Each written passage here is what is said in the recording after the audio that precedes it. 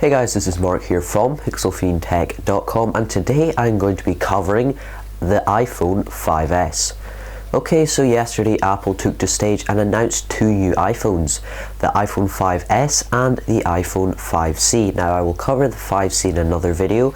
In this video I'm going to be specifically speaking about the 5S.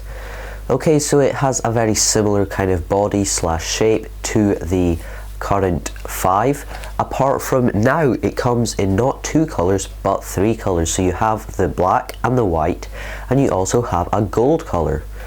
Now this was heavily rumoured, and to be honest, all the features on this iPhone were heavily rumoured, and I could have told you exactly what was in this thing pretty much before the keynote actually happened, but I'm just going over what did actually happen with you.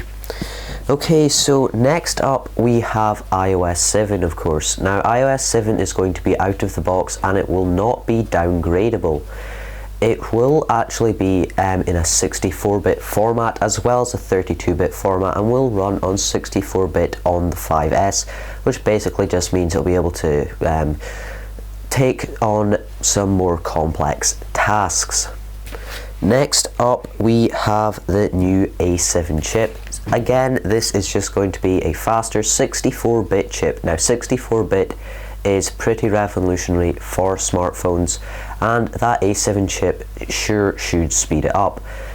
Now one thing to mention is, generally with upgrading to something like 64-bit, you would lose battery life, but somehow Apple have managed to keep the same battery life as the current iPhone 5, but yet move it up to 64-bit, so that is sure something good.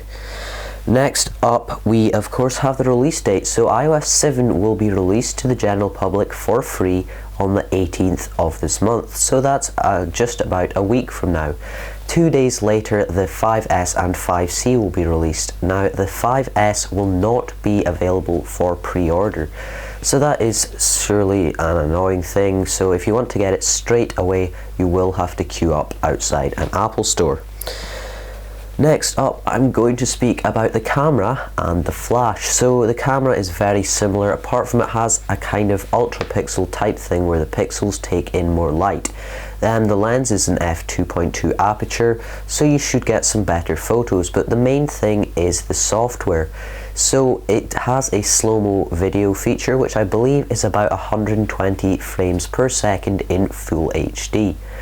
It can also take 10 frames per second photos in burst mode, and it does this thing where it takes about 10 photos every time you take a photo and picks the sharpest one, which is definitely, again, a cool feature. Finally, we have probably the biggest part of this phone. So far the changes have been fairly minor and it really wouldn't seem worth upgrading, but this final part could swing your mind either way. This is the fingerprint scanner. So again, this was heavily rumoured, and to be honest, we knew it was going to happen. So if you look at the home button on the iPhone 5S, it has a small ring around it, and it also does not have that square. You know how on the home button is the circle with the little square in the middle of the button? Well, you no longer have that square in the 5S, so that is an interesting design feature. So basically it's a normal button, so you can press it to unlock it, press it to go home, but if you press it to unlock it and your fingerprint scanning is enabled, then it will just automatically unlock and you won't have to swipe. Now obviously if you disable the function, then you will have to swipe and put in a passcode if you choose to do that. But the fact that it works with your fingerprints and no one else's will certainly speed things up, and it's a lot safer.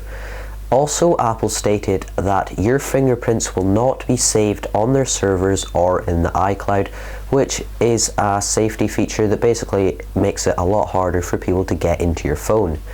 Now I know you're probably thinking, well, this doesn't really make any difference to me. I honestly don't care about that. One of the best features, I think, is that when you're purchasing things from iTunes or downloading apps, you have to put in a password. Well, now all you need to do is touch the home button, it will recognize your finger, and that will do enough for your password. You will not have to type in a password. All you need to do is touch the home button, and that is you. You don't have to type in a password, so that is certainly a cool feature. Personally, I'm really looking forward to the iPhone 5S. I hope you are too. If not, please tell me why. Just leave a comment or email me at the address in the description. If you enjoyed this video, please give it a like, a share, and also why not subscribe to my channel for more content. Thank you very much for watching. See you.